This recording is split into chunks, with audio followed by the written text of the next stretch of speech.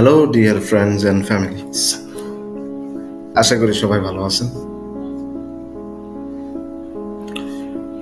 আজকে আমি আপনাদেরকে শোনাবো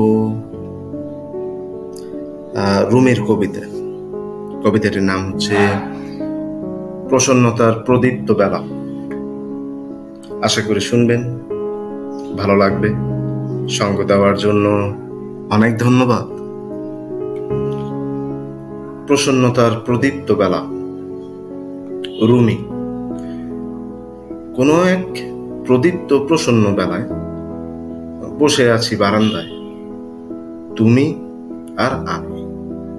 আপাত দৃষ্টিতে দুজন হলেও আমরা যেন দুজনে মিলে একক আত্মা। আমরা প্রবাহিত জলধারার মতো এখানে জীবনকে উপভোগ করি। আমরা প্রবাহিত জলধারার মতো এখানে জীবনকে অনুভব করি। পুলকিত হই বাগানের সৌন্দর্যে, পাখির কলতানে।